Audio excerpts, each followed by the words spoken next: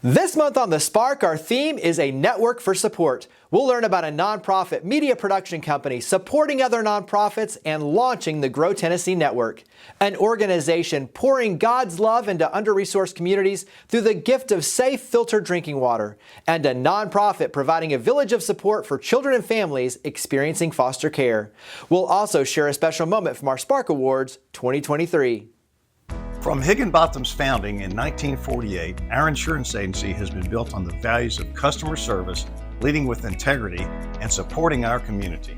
We believe in promoting the positives, encouraging engagement, and leading by example the power of the good. Higginbotham Insurance and Financial Services is honored to be the presenting sponsor of The Spark. Additional funding for The Spark is provided by United Way of the Mid-South, ECUP, the Memphis Zoo, and by My Town Movers, My Town Roofing. Have you ever been excited by a new idea? Inspired by watching someone lead by example? When we talk about creating change, we start by sharing the stories of everyday heroes who are making a difference in their own way, so we can learn and do the same. I'm Jeremy Park, and this is The Spark.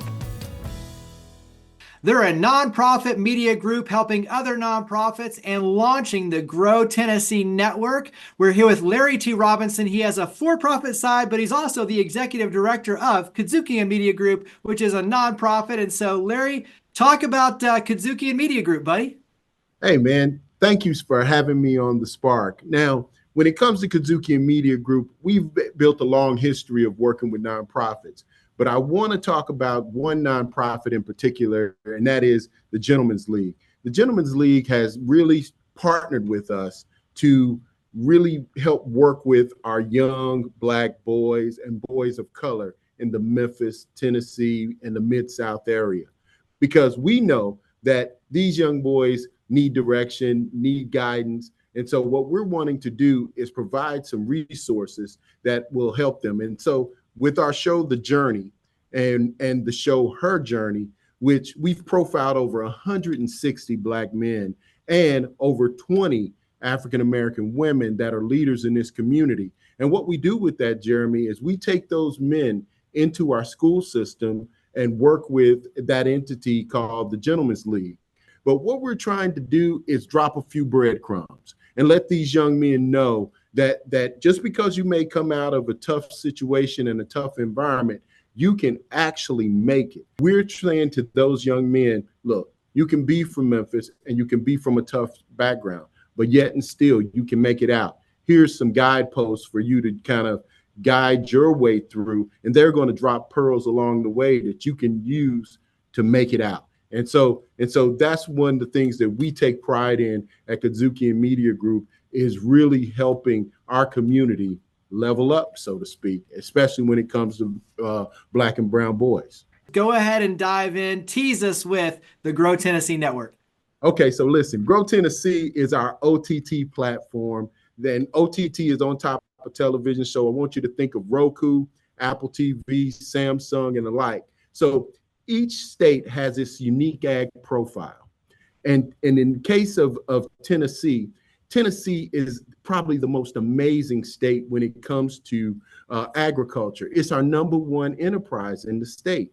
So we want to, working with the Tennessee Department of Agriculture, they're saying, hey, we got some challenges with agriculture. Number one, we got to get this education right.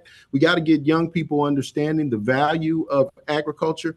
Also, we need to tell more amazing stories about agriculture. So one of the things that I think we do at Kadzukian Media Group is add a little bit of swag to ag. We got 4 shows that we're launching the network with. Number 1 show is All in the Farmly, which stars Bobby and Deravia Rich of Black Seeds. Our number 2 show is Making It in Memphis. That's all about bringing more agriculture stakeholders to the Mid-South region and specifically Memphis, and even more specifically the Agri Center, which is where we're housed.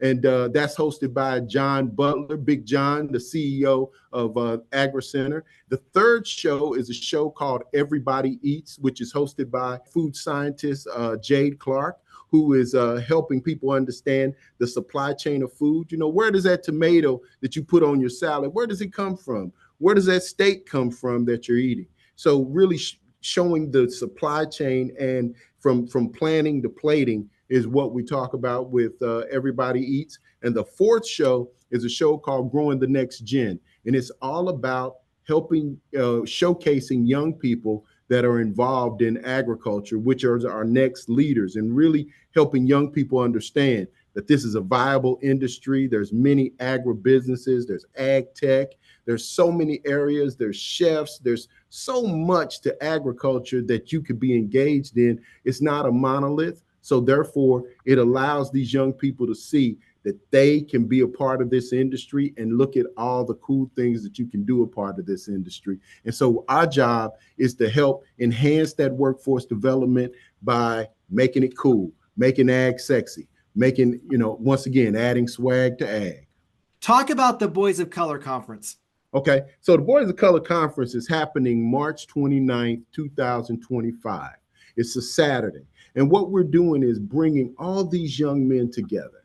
We're bringing young men from all walks of life. And if you go to our site or go to YouTube and put in Boys of Color Conference 2024, you'll see. And what we saw is that these young boys are having an amazing time, but they're learning STEM, they're learning cooking classes, they're learning soft skills. And so we want as many people in our community to get involved with this.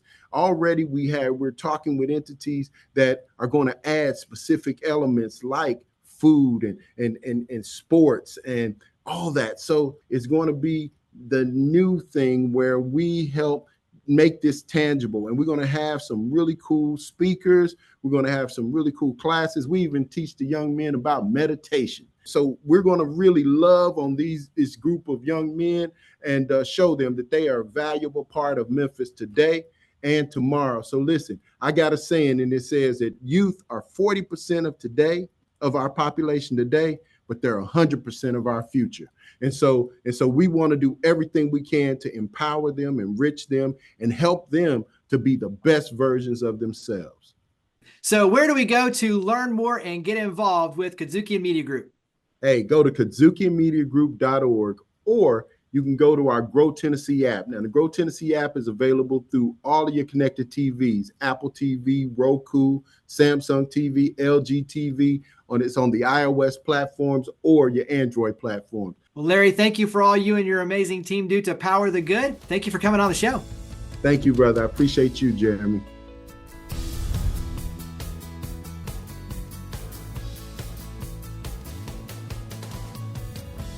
They're an organization sharing the gift of God's love and also clean, safe drinking water. We're here with Elliot Stovall, founder and CEO of The Filter Project. And this all started with a conversation. So give us a little bit of the backstory for launching The Filter Project. Yeah, thanks, Jeremy, for having me. So The Filter Project started, like you said, just over a quick conversation at lunch with a pastor from Kenya. I was asking him about his day and what a day in the life of a Kenyan looks like. And he described to me of his process of collecting water for the day. And I asked him how he cleaned this water because we're 2024. Surely we're not drinking dirty water anymore. And that was my ignorancy to the world water crisis. And he humbly said that they didn't always clean the water because they didn't have the resources. And I had prior knowledge of a filter called the Sawyer water filter. I've got one right here, and it cleans the water and makes it drinkable. And it'll do that for over 1 million gallons of water over 20 years. And so I just felt like God was telling me to help this man, Cristiano. And that's where it started. And then 40 more filters went out. And now we're over 600 filters. And so just a matter in a short period of time. Talk about why the filters are so important, because you've got the convenience factor, as you mentioned, the longevity, but talk about why a water filter is so powerful. Yeah, so there's a lot of different ways to clean water out there, to get clean water to people. There's wells, There's sand filters, there's chemical pills that you can put in the water. But the one thing that we love the filters for is how kind of what you alluded to. Number one, they're portable. Again, I've got one here on a water bottle. Number two, they're long lasting. So the Sawyer water filter will actually last for over 1 million gallons of water, or that's about 20 years of water for a single family. They're pretty inexpensive. In order to sponsor a family, it's $53, and that'll bring them clean water for that long. But the main reason we use it is because it allows our indigenous missionaries that we use to create a personal relationship with the family, where other large water cleaning devices are for the masses. The Sawyer water filter that we give out is for an individual family, and it allows that personal relationship, so we can create a relationship, which leads into telling them about Jesus and sharing the gospel of Christ. As you alluded to, partnering with Christian organizations, local missionaries, talk about that process and how it unfolds to create these relationships. Yeah, so again, we're not just throwing filters out in the community and hoping they get to where they need to go. We're a parachurch organization, and so we partner with like-minded, doctrinal sound churches in the communities that we're working with, and we use them to help us identify individuals who will be our missionaries. That is a paid employee of the Filter Project. And then we methodically work through the community, starting at a point A and working all the way to point Z to finish that project.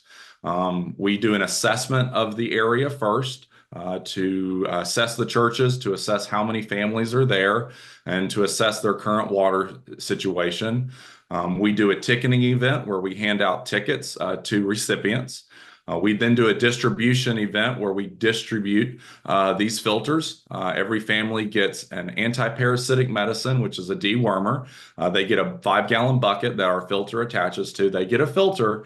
And then after the distribution, they are then followed up on a minimum of 3 times over about an 8-week period of time by the missionary that gave them the ticket. So as you can see, it is a long-term relationship of gospel-centered sharing and also relationship and discipleship building. Talk about how the community can help and get involved with the Filter Project. So the first thing we ask people who say, how can I help? The first thing is prayer. That prayer is our fuel. And we just ask people to pray for the Filter Project, pray for our recipients, and pray for our missionaries who are working day in and day out, Monday through Friday. The second way is obviously financial donations. So we operate on donations. And so $53, again, is able to help a family in need. Obviously, if you want to do more, we'll be willing to take that as well. People can go to thefilterproject.org, go on our website, check out all of our videos, our media of what we do, how we do it, and then they can donate there as well. Also, if somebody feels the need and would like to learn more about it, they can contact me and we can have a one-on-one conversation where they can learn more in depth about what we're doing. And then they can go out and share the story for us, because it's just a matter of sharing the story, telling people what we're doing for the individuals in Kenya who aren't able to share their story with people. We'll mention again where we go to learn more and get involved with the Filter Project. Yeah, so everybody, if you'd like to, you can go to thefilterproject.org, sign up for our newsletter to follow along, and then click to donate to help us continue our project. Our goal is over 5,000 filters next year, and so people can do the math. And so if you just would love to get on there, sign up, we would appreciate it. Again, that is thefilterproject.org. Well, Elliot, thank you for all your amazing team and family do to power the good. Thank you for coming on the show. Thanks, Jeremy, for having me. Have a great day.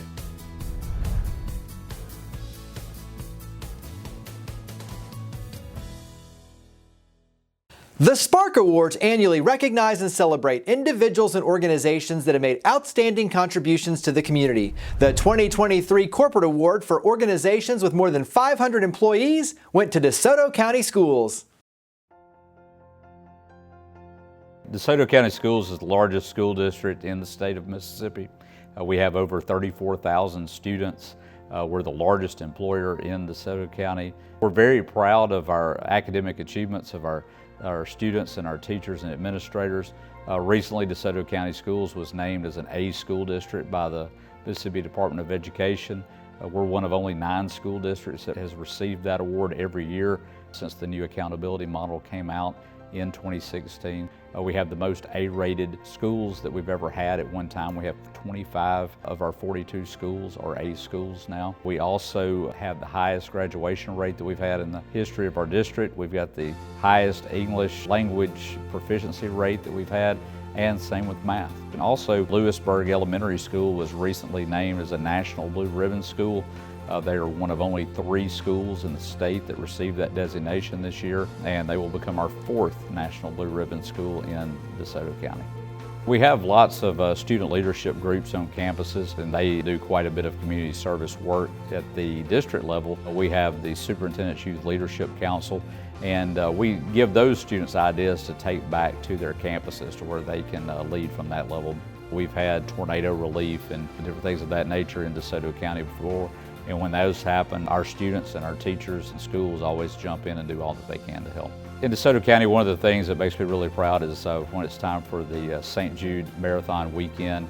We have several groups who run in that race. Also, Habitat for Humanity is another 5K that takes place in DeSoto County. And just to see everybody get together in those efforts and actually participate in the events, that really means a lot.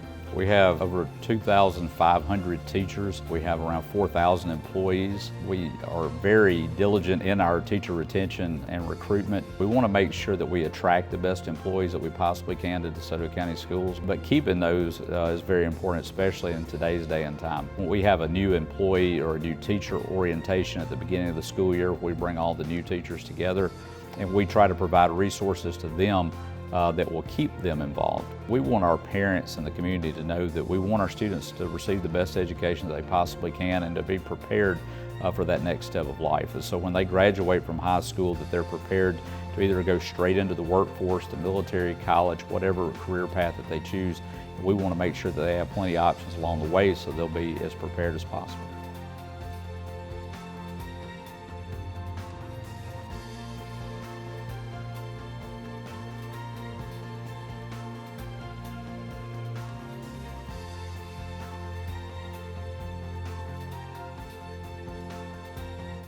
They're a nonprofit providing a village of support for families and children experiencing foster care. We're here with the Executive Director of Foster Village Memphis, Joshua Conley, and let's start out. Give us some background for Foster Village Memphis. Yeah, absolutely. Thanks for having me, Jeremy.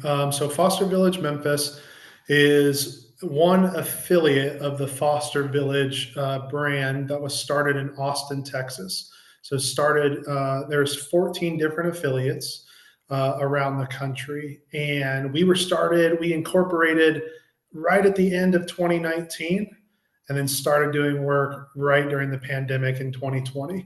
And since that time, we've grown exponentially in our services and in our scope and demographic area of our reach. So today, Foster Village Memphis can really be called Foster Village Mid-South because we now serve Tipton, Fayette, Shelby County, Tennessee, DeSoto County, Mississippi. And so what Foster Village does is we wrap around and support and train and recruit and raise up to be in the lives of kids who are in need. We do that through 3 ways. We equip them with resources and training. So Jeremy, if you and your family got involved in foster care and the child was placed in your home, we would meet you at your door with a $350 welcome pack for everything you need to remove the anxiety of those first couple of weeks that new child gets there. We're also going to meet you there with a week's worth of meals. And then as you continue to use Foster Village's services, we have educational classes, parenting classes that we do to help you continue on your journey. Then we connect families to each other and to resources. So we really care about building community. So twice a month, we have caregiver support groups for caregivers to come together, find community with each other. And then we also host larger family gatherings around the area for families just to connect, have fun, be around families who are going through the same things they're doing. And then the last thing we do is we advocate and raise awareness for families and foster children, specifically so that we can see long-lasting change in the system, and so that families are well equipped to advocate for their kids and their needs. We love what we do. We're a very relational organization. And right now, while there's 1,200 plus children in foster care, there are not enough families to care for those children. And so I would just say to anybody who's watching, if you want to get involved or interested, I can promise you, you will not have to do it alone. You will have a village of people to love and support you in that process. Talk about the impact for the foster family, because it does transform the life, obviously, of the youth, but it also really opens up the heart for the family. So talk about the feedback, the testimonial you'll get in terms of the transformation for the family. Yeah, absolutely. So 97% of families we served said that our services help to sustain them on their foster care journey. And so if a child who was removed from their biological family can stay with a caregiver as long as possible until permanency is found, the benefits for that child are just, they're amazing. But if a child has to move around because caregivers are not equipped, not supported, not well resourced, then that child's likelihood of success long-term goes exponentially down to where right now, there's statistics that say 50% of the homeless population right now experienced a child welfare system when they were growing up. Higher risk of sex trafficking, higher risk of living in poverty, higher risk of being a part of the prison system if there's not a loving caregiver to support that child. And so what we do, we love that we get to love on kids, but we get to do it through caregivers. And it's really a testimony to our team's hard work that 97% of families trust us enough to say, like, we entrust you with our most vulnerable needs. And we have, and then they've said, because of you, we've been able to sustain, we've been able to keep going. And ultimately a child's been able to stay in those homes for longer periods of time. Obviously, recruiting more foster families is a big way the community can help. What are some other ways the community can get involved? One of the things I love about foster care, and I don't know what your motivation is, but no matter what, you can do something. And so I love what Foster Village allows. And so if you want to, as you're going shopping in November and December, if you just want to add an extra pair of pajamas or a pack of diapers to your cart and buy that and drop it off at our offices, that's going to go into a child's welcome pack. If you're at Target and say, hey, I'm going to buy a gift card, or maybe you take advantage of Panera or one of the other restaurants and say, hey, buy $50 of a gift card and get 10, and you want to deliver that gift card to our offices, we can use that for a family to connect over a meal. We have childcare opportunities where you can come to one of our spaces and caregiver gatherings and be around kiddos. If you want to sponsor the meal for that time, you can. There's so many ways to get involved that are just outside of fostering and adopting. So where do we go to learn more and get involved with Foster Village Memphis? Yeah, absolutely. So fostervillagememphis.org is our website. You can email us at info@fostervillagememphis.org or follow us on social media, Facebook and Instagram at Foster Village Memphis. We would love to connect, love to tell you more how to get involved, and look forward to connecting with you in the near future. Well, Joshua, thank you for all you and your amazing team do to power the good. Thank you for coming on the show. Thanks, Jeremy.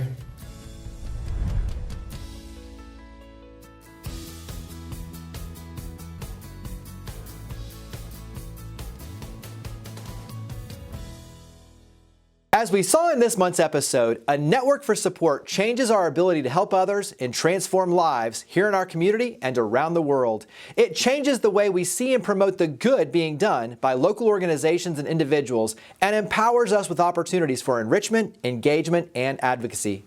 We're fortunate to have organizations like Kazuki Media Group helping other nonprofits tell their story and even launching shows and networks like the Grow Tennessee Network to serve as a dynamic platform where agriculture, urban culture and cutting-edge technology intersect to promote our local ag industry to viewers around the globe. Then the Filter Project, which is based here locally, is providing a network for support to under-resourced communities through missionaries and other Christian organizations in Kenya to provide long-lasting water filters and share the gift of God's love. And Foster Village Memphis is providing a network for support to help children and families experiencing foster care by equipping them with critical necessities, connecting them with ongoing support, and advocating for community engagement beyond the system to make improvements. Having a network for support is critical for all of us and the success of our community. So where can you plug in and help power the good to become a spark? To learn more about each of the guests, to watch past episodes, and to share your stories of others leading by example, visit WKNO.org and click on the link for the Spark. We look forward to seeing you next month. We hope that you'll continue joining with us to create a spark for the Mid-South. From all of us at City Current and WKNO, we hope you have a wonderful holiday season, a very Merry Christmas, and a Happy New Year. From Higginbotham's founding in 1948, our insurance agency has been built on the values of customer service, leading with integrity, and supporting our community. We believe in promoting the positives, encouraging engagement, and leading by example the power of the good. Higginbotham Insurance and Financial Services is honored to be the presenting sponsor of The Spark.